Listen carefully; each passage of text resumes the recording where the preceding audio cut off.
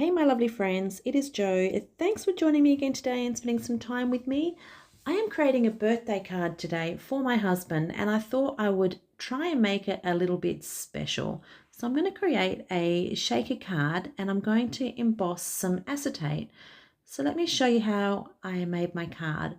So I'm starting off with just a panel of white cardstock here, and I'm going to add some Distress Oxide ink. I have got tumbled glass, salvaged patina and peacock feathers. But you're going to see here I did have trouble with my blender brush. That tumbled glass needed re-inking, and again too lazy, so I decided I would go with the direct to paper technique. So I'm just kind of swiping this all over the paper. I've done the tumbled glass. This is a salvaged patina. Just using a blender brush now just to try and brush out some of the harsh lines. And then this one is the peacock feathers. You can see that I'm not being very careful at all. This is going to be in the background. I'm also going to add some water. So it doesn't need to be a perfect blend. But if you want to do a perfect blend, you can. I like the kind of distressed look of this. It's just bringing in a little bit more of those colours. That's the peacock feathers and blending it out. And now I'm going to add just a little bit of water. So just spritzing that on, and I'm going to use my heat tool to dry it rather than dab most of the water up. I like the look that it gives. It doesn't take too much of the colour away. So heating it off with my heat gun. And then as it is almost dry, I'll just dab up the excess of that water with my towel there. So that's my background done. So you can see it, I didn't need to have a perfect blend at all. So I'm pulling out a couple more things here that I need to create the shaker part of my card. I'm using my stitched rectangle dies from Pink Fresh, and I'm just creating a frame just by using the two dies together. So the middle part has that lovely stitched edge around it, so I'm going to keep that. I can use that for lots of different things on another card, but I just want the frame, the inside part here. And that's going to give me somewhere to stick my acetate. So I've got my acetate here, and I have a super old embossing folder. This is just a 3D, sorry, it's not a 3D, it is just a standard embossing folder. Long before 3D embossing folders were a thing, that is how old it is. But on acetate, it just looks so cool. So I'm going to now attach that to that frame that I've created. I'm trimming it down just so it fits perfectly on the back of that frame. And if you haven't tried embossing acetate before, I encourage you. It just looks really, really nice. And it's just something a little different to add to your cards. This would be great even just as a card. You don't need to have use it as a shaker card at all. So just to give you an idea of the size of that frame, the width around the outside there, I'm using just some double-sided tape now, and that tape is just the 6mm flat double-sided tape. So it does have a, it's not too thin, it does have a bit of stability to it.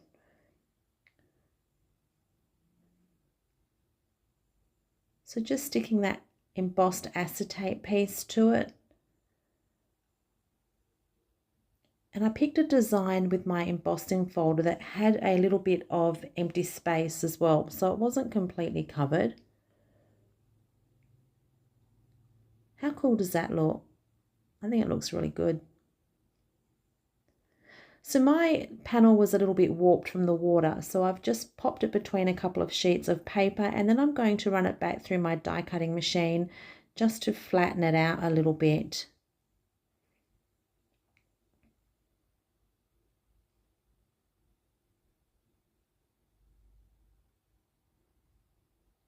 So I'm going to stick this onto my card base now after I trim just a fraction off.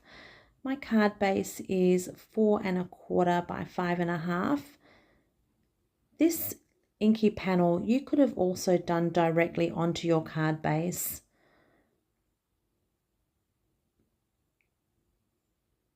So I've popped tape the whole way around and in the middle just to help keep it nice and flat.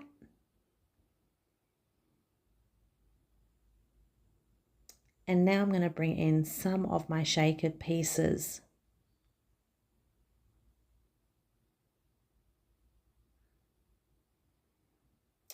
So before I put my pieces down, I'm going to add some foam strips around that frame. Now when I add my foam strips, I want to make sure that there is no way that any of my little shaker bits can escape. So those foam strips need to be butt up against each other, no little gaps at all. And these ones are the Couture Creation foam strips. They come in, they're quite a long strip. They could actually almost be 8½ inches. But they're a nice long strip. They're perfect for shaker cards. They're also really good for your little sentiment strips as well. So I am good to go. I have got everything ready. And I want that all ready to go before I start shaking glitter and bits and bobs around. So there was just a little bit of acetate that I could see on the side there. So I've just slid my scissors underneath and just cut a little sliver of it off.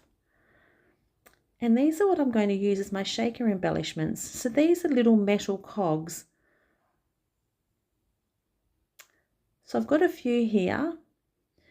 And I decided that I needed some more.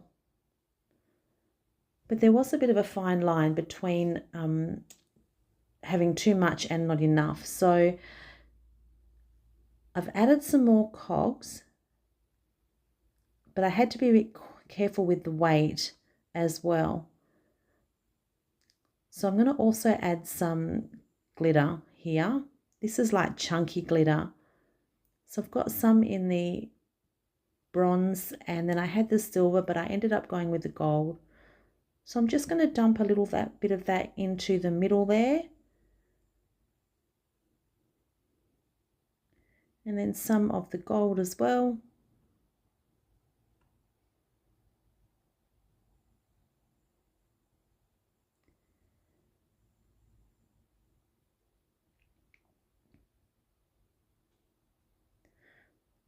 So I was trying to add a few more here.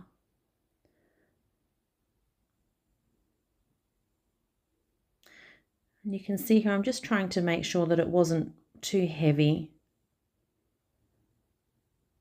So I've got my acetate panel here. I'm going to add a little bit of glue as well to the sticky back adhesive strips there, just for a little bit of extra security.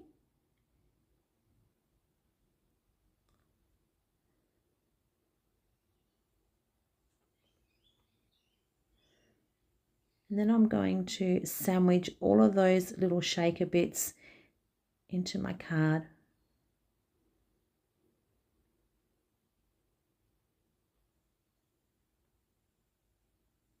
So just popping that block on it now while it dries.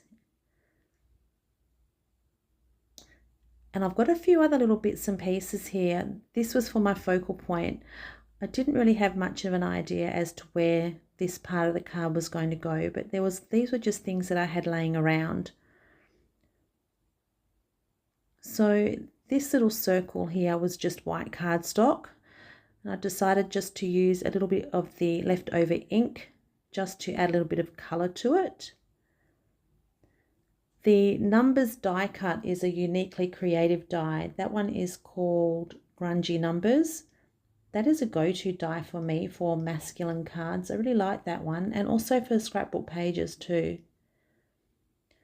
So I'm just trying to get some kind of little cluster or focal point happening here, and none of that was working for me. And I do have this little cluster off on the side here that is already made up from a previous card. So I actually have taken that off of a card that I made before, and I'm going to repurpose it. So you can see all those cogs and sparkles.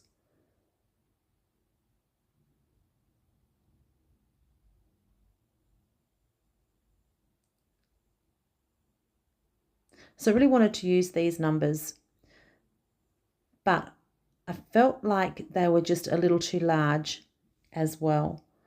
So you're going to see in a moment, I'm going to trim them down a little bit. I'm actually going to cut it in half. And I'm also just adding again a little bit of that leftover ink just to take some of the starkness off of the white. I wanted the whole cluster contained within that frame. So the only way to do that was to cut it in half.